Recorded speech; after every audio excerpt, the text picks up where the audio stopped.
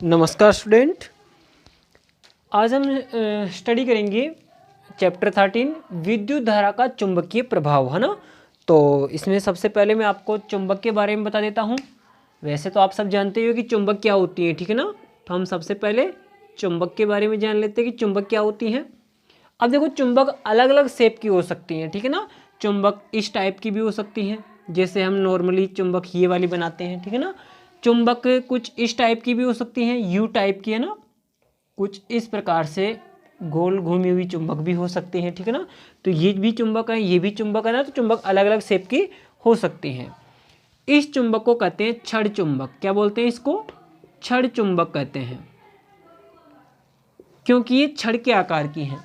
अब विद्युत धारा का चुंबकीय प्रभाव पढ़ने से पहले हम चुंबक के बारे में पढ़ रहे हैं और चुंबकीय प्रभाव के बारे में पढ़ रहे हैं, फिर विद्युत धारा के चुंबक के बारे में पढ़ेंगे, ठीक है ना। तो अभी हम छड़ चुंबक की प्रॉपर्टी आपको बता देता हूं कि छड़ चुंबक के क्या क्या गुण होते हैं। तो देखो, ये एक छड़ चुंबक है, ठीक है ना। इसको मैं यहाँ पे समझा देता हूँ। चलो देखिए, ये वापस से मैं बना रहा हूँ एक छड़ चुंबक, है ना। ये एक छड़ चुंबक है। और देखिए, हमेशा किसी भी छड़ चुंबक के या किसी भी चुंबक के दो ध्रुव होते हैं। एक तरफ होता है नॉर्थ और एक तरफ होता है साउथ, यानी कि उत्तरी ध्रुव और दक्षिणी ध्रुव। दो ध्रुव होते हैं हमेशा एक चुंबक के। अब ये दो ध्रुव होते हैं और क्या होता है, इसके आसपास का जो एरिया होगा, जैसे इस चुंबक के आसपास का एरिया, इस चुंबक के आसपास का एरिया जिसके अंदर चुंबक का प्रभाव अनुभव होता है ना। इस चुंबक के आसपास का ऐसा एरिया, ऐसा क्षेत्रफल जिसके अंदर चुंबक का प्रभाव अनुभव होगा, उसको बोलेंगे हम चुंबकीय क्षेत्र, ठीक है ना। तो ये क्या कहलाएगा यहाँ पे? चुंबकीय क्षेत्र। चुंबकीय क्षेत्र इसे कहते हैं ना, इंग्लिश में कहेंगे मैग्नेटिक फील्ड। तो देखिए, चुंबकीय क्षेत्र किसे कहेंगे? चुंबक के आसपास का वह क्षेत्र जिसके अंदर चुंबकीय प्रभाव अनुभव किया जाता है, उसको हम चुंबकीय क्षेत्र कहेंगे। अब देखो, इस चुंबकीय क्षेत्र में ही इसका जो चुंबकीय प्रभाव होगा वो अनुभव किया जाएगा। इसके बाहर आप अगर कोई लोहे की कील लेके जाते हो, जैसे आप लोहे की कील लेके जा रहे हो यहाँ पे, है ना। तो यहाँ पे मान लीजिए ये लोहे की कील है ना, और ये लोहे की कील आप यहाँ पे रख रहे हो, तो ये अटैच में नहीं आएगी, यानी कि इसकी तरफ आकर्षित नहीं होगी, क्योंकि चुंबकीय क्षेत्र यहाँ तक ही लग रहा है ना। तो इस पर कोई प्रभाव नहीं पड़ेगा। आप जैसे ही इस कील को यहाँ लेके आते हो, तो ये कील जल्दी से इसकी साइड में खिंच जाएगी और इसके चिपक जाएगी, क्योंकि यहाँ पे चुंबकीय बल लग रहा है, चुंबकीय क्षेत्र है इसलिए, ठीक है ना। तो यहाँ पे चुंबकीय क्षेत्र नहीं है, चुंबकीय क्षेत्र यहाँ पे है। ओके, तो ये चुंबकीय क्षेत्र तो आपने समझ ही लिया। अब देखिए, चुंबकीय क्षेत्र किस वजह से होता है। तो देखो, चुंबकीय क्षेत्र में क्या होती है? चुंबकीय बल रेखाएं होती हैं ना, जो कि इस नॉर्थ पोल से निकलेगी ना, नॉर्थ पोल से निकल करके साउथ पोल में मिलती हैं। नॉर्थ पोल से निकल करके, यानी कि उत्तरी ध्रुव से निकल करके दक्षिणी ध्रुव में मिलती हैं। इनको कहते हैं हम चुंबकीय बल रेखाएं। और ये चुंबकीय बल रेखाएं देखो, एक दूसरे को काटती नहीं हैं, ठीक है ना। इस प्रकार से जाएगी, इस प्रकार से इसके अंदर मिलेगी, यहां से निकलेगी। यानी कि देखिए, चुंबकीय बल रेखाएं इनकी प्रकृति हैं। चुंबकीय बल रेखाएं किसे कहेंगे? तो वो देख लीजिए कि चुंबकीय बल रेखाएं किसे कहेंगे, ठीक है ना। यानी कि चुंबकीय क्षेत्र में ऐसी काल्पनिक रेखाएं जो चुंबकीय क्षेत्र को दर्शाती हैं, उन्हें हम क्या कहेंगे? चुंबकीय बल रेखाएं कहेंगे। तो इसका नाम हो जाएगा चुंबकीय बल रेखा, चुंबकीय बल रेखा, या इसी को बोलते हैं चुंबकीय क्षेत्र रेखाएं, ठीक है ना। तो बल रेखाएं कहो या क्षेत्र रेखाएं कहो, बात एक ही होती है, ठीक है ना। तो चुंबकीय बल रेखाएं क्या होती हैं? चुंबकीय क्षेत्र में ऐसी काल्पनिक रेखाएं हैं जो कि मतलब चुंबकीय क्षेत्र को दर्शाती हैं, उसे हम चुंबकीय बल रेखा कहते हैं। अब इन चुंबकीय बल रेखाओं की प्रकृति क्या हो जाएगी कि चुंबकीय बल रेखाएं जो होती हैं ना, इनकी जो दिशा होती हैं, वो दिशा किस तरफ से किस डायरेक्शन में होती हैं? इनकी दिशा नॉर्थ पोल से होकर के साउथ पोल की ओर होती है, यानी कि नॉर्थ से साउथ, इस डायरेक्शन में ये होती है। यानी कि उत्तरी ध्रुव से ये निकलती हैं और दक्षिणी ध्रुव में ये मिल जाती हैं, ठीक है ना, सभी चुंबकीय रेखाएं। अब देखिए, इसके अंदर की बात करें, अगर हम चुंबक के अंदर की बात करें तो इस चुंबक के अंदर यहाँ से निकल रही थी ना ये, और ऐसे जा करके फिर अंदर भी जा रही है, अंदर भी ये इस प्रकार से जा रही हैं और यहाँ तक है ना, यानी कंप्लीटली हम कह सकते हैं कि इस प्रकार से अंदर भी हैं। तो अंदर की डायरेक्शन कैसी हो गई, देखो इस प्रकार से ऐसे, ठीक है ना, अंदर ऐसे इस साइड में हो गई। तो देखो अंदर की डायरेक्शन देखिए अपोजिट हो गई, यानी कि साउथ, यानी कि दक्षिण ध्रुव से उत्तरी ध्रुव की ओर अंदर जाएगी। तो हम लिख सकते हैं कि चुंबक के अंदर, ठीक है ना, रंगीन मार्कर से ही लिख देता हूं मैं, चुंबक के अंदर, चुंबक के अंदर दिशा क्या हो जाएगी इनकी, दक्षिणी ध्रुव से उत्तरी ध्रुव की ओर, उल्टा हो जाएगा इसके अंदर। यानी कि चुंबक के बाहर जो बल रेखाएं होगी उनकी तो दिशा होगी उत्तरी ध्रुव से दक्षिणी ध्रुव की तरफ, जबकि चुंबक के अंदर क्या हो जाएगी, इनकी दिशा उल्टी हो जाएगी, दक्षिणी ध्रुव से उत्तरी ध्रुव की तरफ। अब देखिए आप देख रहे हो कि ये एक प्रकार से क्या बन गया, पूरा एक बंद वक्र बन गया, ठीक है ना। तो चुंबकीय बल रेखाओं की एक प्रॉपर्टी तो ये होगी। दूसरी प्रॉपर्टी आप लिखोगे कि चुंबकीय बल रेखाएं क्या होती हैं, बंद वक्र होती हैं, बंद वक्र होती हैं। बंद वक्र का मतलब पूरा एक सर्किल हो गया, पूरा एक गोला बन गया, देखो इस प्रकार से। तो सभी चुंबकीय बल रेखाएं क्या होती हैं, बंद वक्र होती हैं। ओके, तीसरी इनकी बात मैं यहाँ पे बता देता हूँ आपको। इनकी तीसरा जो गुण होता है वो गुण होता है कि ये जो चुंबकीय बल रेखाएं ना, ये कभी भी एक दूसरे को क्रॉस नहीं करती, यानी काटती नहीं है। यानी कि कोई भी चुंबकीय बल रेखा इस प्रकार की नहीं होगी कि सर यहाँ से निकल करके इधर चली जाए, नो, ऐसा होगा ही नहीं, यानी कि ये क्रॉस नहीं कर सकती हैं, ठीक है ना। तो हम क्या लिखेंगे इनकी प्रॉपर्टी कि चुंबकीय बल रेखाएं कभी भी एक दूसरे को नहीं काटती हैं, ठीक है ना। तो चुंबकीय बल रेखाएं कभी भी एक दूसरे को नहीं काटेगी। तो लिख लीजिए कि ये रेखाएं आपस में प्रतिच्छेद नहीं करती हैं। ये भी इनका क्या है, गुण है, ठीक है ना। तो ये चुंबकीय बल रेखाओं का क्या हो गया, गुण हो गया, ये 4 गुण हो गए, ठीक है ना। अच्छा वो तीसरा ही था। तो चौथा गुण वैसे कंप्लीटली यही है, ठीक है ना। चौथा गुण आप ये भी लिख सकते हो कि चुंबकीय बल रेखाएं उत्तरी ध्रुव से निकलती हैं ना और दक्षिणी ध्रुव में मिलती हैं। अच्छा फिर इनके बारे में एक और बात लिख लीजिए कि चुंबक के अंदर क्या होता है, जो 2 ध्रुव होते हैं उन ध्रुवों पर, है ना, यानी कि चुंबक के ध्रुवों पर चुंबकत्व क्या होता है, अधिक होता है। चुंबकत्व क्या होता है, अधिक होता है। अच्छा चुंबकत्व इस ध्रुवों पे ही अलग क्यों, अधिक क्यों होता है, ठीक है ना। वो ध्रुव कितने होते हैं, नॉर्थ और साउथ 2 ध्रुव होते हैं, ठीक है ना। तो इन दोनों ध्रुवों के ऊपर ही चुंबकत्व अधिक क्यों होता है। चुंबकत्व क्या होता है, चुंबकीय प्रभाव, ठीक है ना। चुंबकीय प्रभाव को हम क्या करें, चुंबकत्व करें। तो चुंबकीय प्रभाव यहाँ ध्रुवों पे अधिक होता है। क्यों होता है, क्योंकि जहाँ पे देखिए ये बल रेखाएं ज़्यादा होगी, पास में होगी, वहाँ पे चुंबकीय क्षेत्र ज़्यादा होगा, तो यहाँ पे इनकी दूरी बढ़ जाती है। जबकि ध्रुवों के ऊपर क्या होता है, चुंबकीय बल रेखाएं पास में होती हैं, क्योंकि देखो सभी चुंबकीय बल रेखाएं यहाँ से निकलेगी तो यहाँ पे इनकी पास में ज़्यादा होगी, है ना। और सभी चुंबकीय बल रेखाएं निकल करके यहाँ पे मिलेगी, इसका मतलब यहाँ इस ध्रुव पे भी चुंबकीय बल रेखाएं ज़्यादा होगी। तो हम कह सकते हैं कि भाई ध्रुवों के ऊपर चुंबकीय प्रभाव या चुंबकत्व ज़्यादा होता है, अधिक होता है, ठीक है ना। तो ये भी एक इनका गुण हो गया। ओके, तो ये हमने देखा था एक चुंबक के बारे में कि 2 ध्रुव होते हैं इसके, ठीक है ना। ये ध्रुव वाली बात भी आप फर्स्ट नंबर पे लिख सकते थे कि एक चुंबक के 2 ध्रुव होते हैं। ओके, तो हर चुंबक के 2 ध्रुव होंगे, ये नॉर्थ ये साउथ। इस चुंबक के भी 2 ध्रुव होंगे, ये नॉर्थ और ये साउथ। अब ये वाली बात तो आप जानते ही हो, ठीक है ना। कौन सी वाली, कि मान लीजिए इस चुंबकों में यहाँ से कट कर दूँ, है ना, यहाँ से इस चुंबकों में मान लीजिए टुकड़े कर दूँ 2, तो ये 2 चुंबक बन जाएगा इस प्रकार से। तो बताइए क्या इसमें ये नॉर्थ पोल आ गया, इसके अंदर ये इधर साउथ पोल आ गया, तो क्या ये एक पोल वाले चुंबक बनेंगे क्या, या यहाँ पे कोई दूसरा पोल भी अपने आप बन जाएगा। तो एक पोल वाला चुंबक कभी अस्तित्व में नहीं होता है, होता ही नहीं है। तो यहाँ पे ऑटोमेटिक दूसरा जो पोल है वो अपने आप बन जाएगा, और इधर ये जो नॉर्थ वाला है ये अपने आप बन जाएगा। यानी कि एक ध्रुव वाला चुंबक कभी भी नहीं होता है, हमेशा चुंबक के 2 ध्रुव होते हैं, एक तो दक्षिणी ध्रुव और एक उत्तरी ध्रुव, ठीक है ना। तो हमेशा किसी भी चुंबक के 2 ध्रुव होंगे, ठीक है ना, जैसे इस चुंबक के भी 2 ध्रुव हैं। अब आपको ये भी जानते हैं आप कि इस चुंबक के जो मतलब सेम ध्रुव होते हैं, समान ध्रुव होते हैं, ठीक है ना। कौन से ध्रुव? समान ध्रुव। उन समान ध्रुवों में क्या होता है? समान ध्रुव में क्या होता है? आकर्षण होता है। ये आप जानते हो।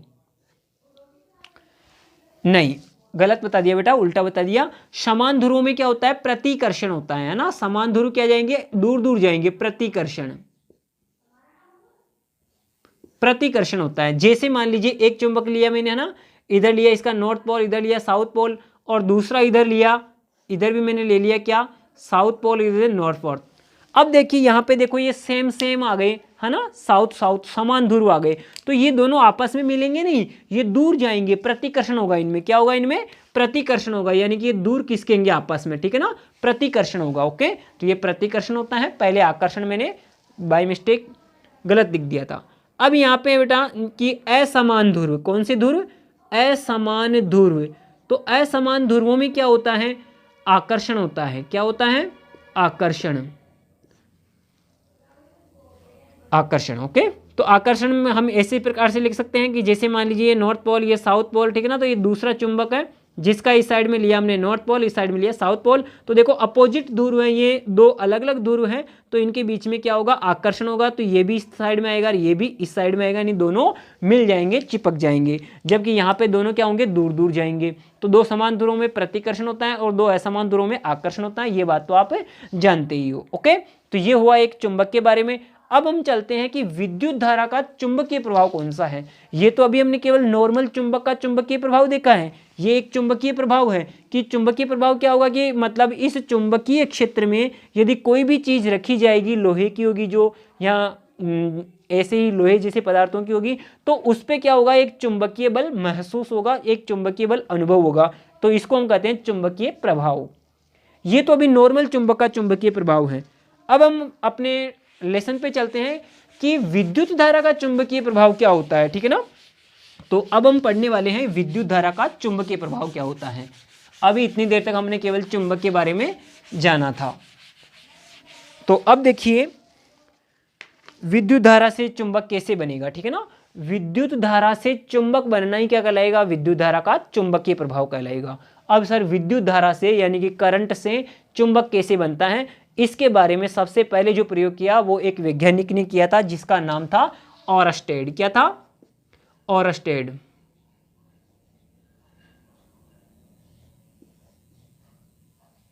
ऑरस्टेड ने किया था, ठीक है ना।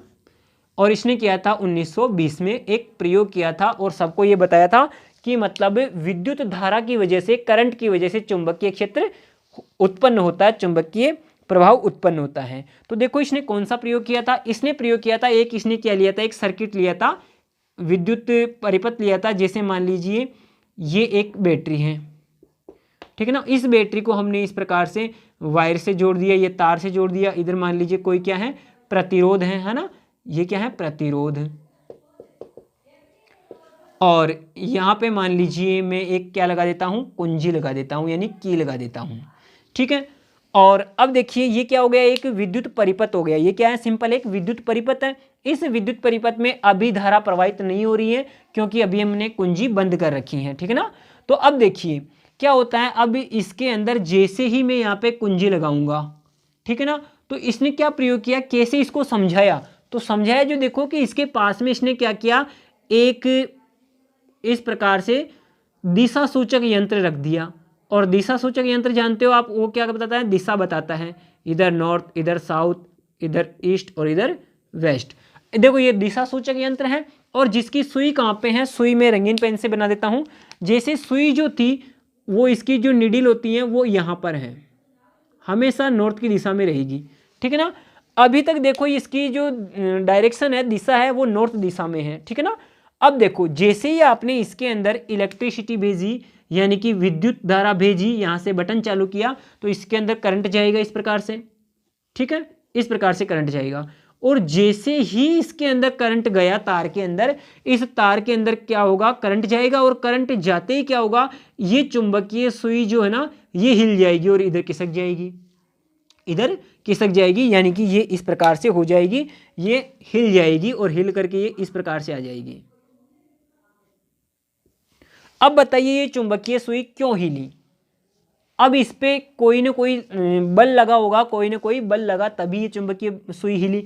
तो उस ओरस्टेड नाम के वैज्ञानिक ने बताया कि जब भी किसी तार से, यानी जब भी किसी तार से करंट जाएगा, विद्युत धारा जाएगी, तो उसके आसपास, उसके चारों तरफ क्या होगा, चुंबक बनने लग जाएगा। यानी कि इसके चारों तरफ क्या बनने लग जाएगा, चुंबक बनने लग जाएगा। इसके चारों तरफ क्या बनने लग जाएगा, चुंबक बनने लग जाएगा, जिसको हम क्या कहेंगे, चुंबकीय क्षेत्र कहेंगे या चुंबकीय प्रभाव कहेंगे।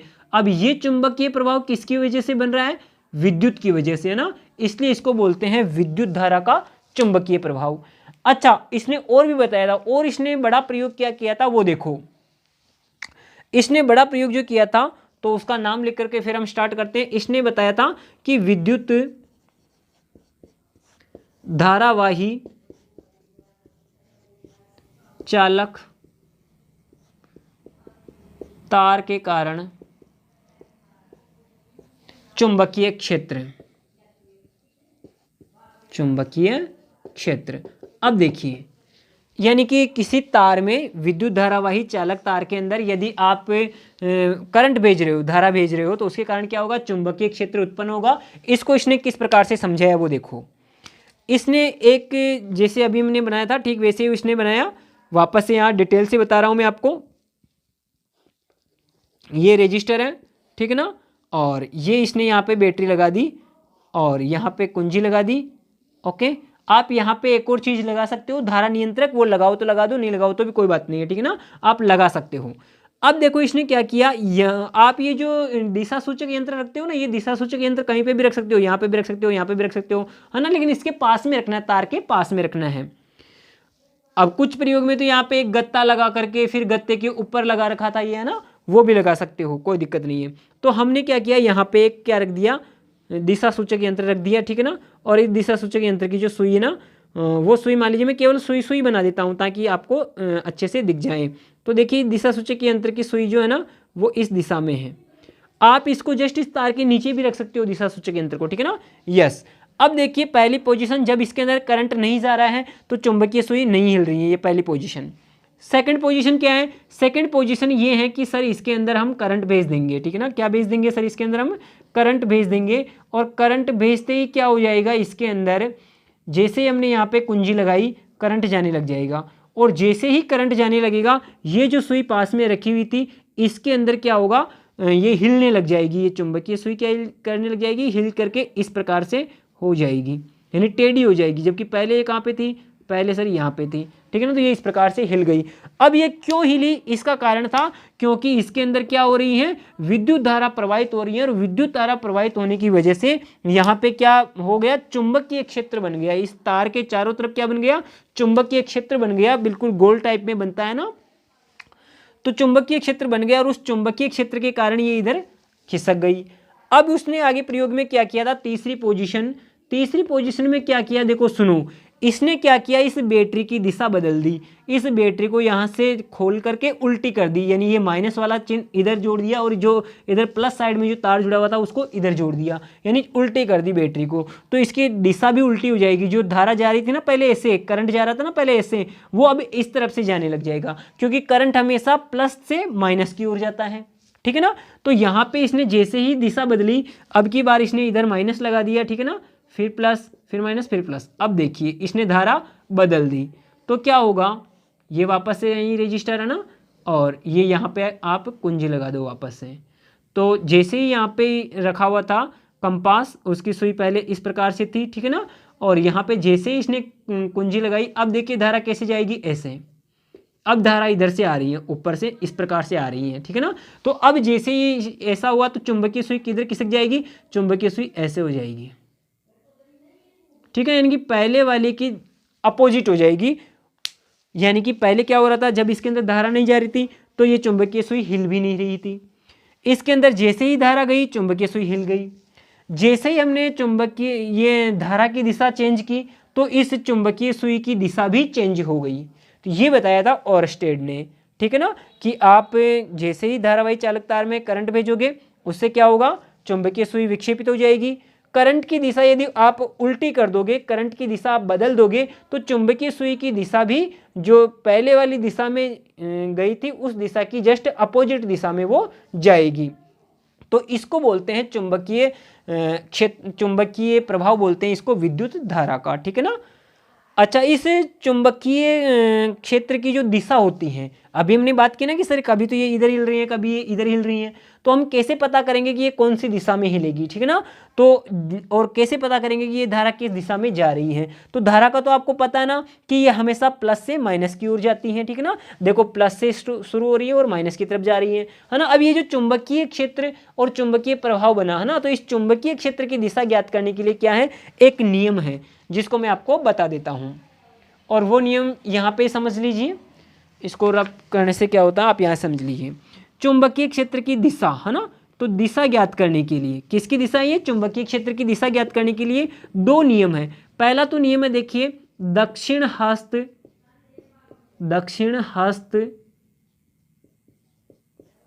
अंगुष्ठ नियम,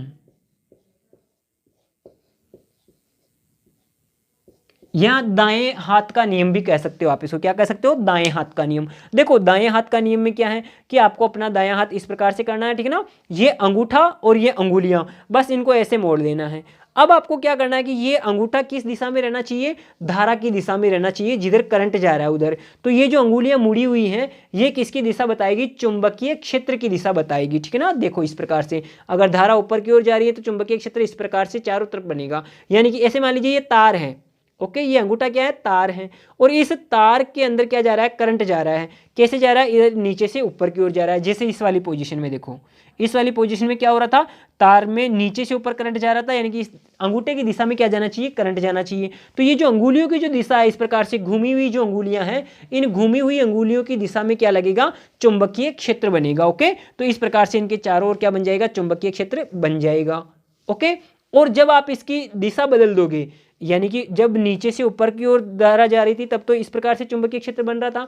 अगर आप इसकी दिशा बदल देते हो, जैसे सर इसके अंदर दिशा बदल गई, ऊपर से नीचे की ओर धारा आ रही है, तो आप हाथ को क्या कर लीजिए, उल्टा कर लीजिए। अब देखो दिशा किधर हो गई, नीचे की तरफ हो गई, तो चुंबकीय क्षेत्र भी अब उल्टा हो गया, इस प्रकार से हो गया।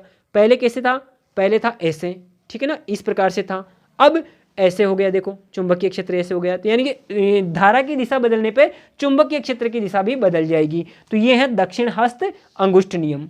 अच्छा, इसके अलावा एक और नियम है इसके, अच्छा इस नियम को आप ऐसे भी लिख सकते हो यहाँ पे कि जो बिल्कुल अंगूठा वगैरह बना सकते हो, बुक में बना हुआ आप देख लेना ना। सेकंड आप इस प्रकार से देख सकते हो कि जो दक्षिणावर्ती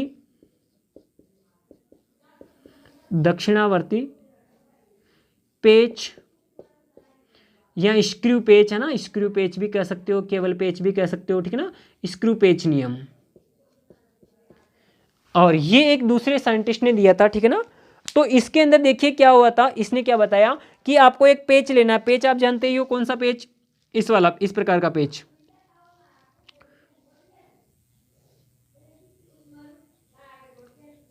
ये जो पेच होता है, ठीक है ना। अब देखिए आपको इस पे यहाँ पे कसने के लिए इस प्रकार से होता है, यानी कि इस पेच को आप पेचकस की सहायता से कस सकते हो इस प्रकार से, है ना। तो जब इस पेच को आप किसी भी दीवार में या किसी भी लकड़ी के अंदर जब कसते हो तो इसको इस प्रकार से घुमाते हो क्लॉकवाइज, है ना, दक्षिणावर्त। दक्षिणावर्त का मतलब होता है इंग्लिश में क्लॉकवाइज, है ना। हिंदी में इसको ऐसे कह सकते हैं कि भाई घड़ी की दिशा में। तो आपको इसको क्या करना है, घड़ी की दिशा में इस प्रकार से घुमाना है। तो जब आप इसको घड़ी की दिशा में घुमाते हो, यानी कि इस प्रकार से जब आप इसको घुमाते हो, तो जब आप इस दिशा में घुमा रहे हो, जैसे इस पेन को ऐसे घुमा रहा हूँ मार्कर को, है ना, तो जब आप ऐसे घुमाते हो तो ये किस दिशा में आगे बढ़ेगा, इस दिशा के अंदर आगे बढ़ेगा, यानी कि ये पेच कसा जाएगा ना। तो जिस दिशा में ये पेच आगे बढ़ेगा ना, उस दिशा में क्या जानी चाहिए, धारा जानी चाहिए, करंट जाना चाहिए। और जिस दिशा में आप ऐसे घुमा रहे हो, वो जिस दिशा में घुमा रहे हो उस दिशा में क्या बनेगा, चुंबकीय क्षेत्र बनेगा।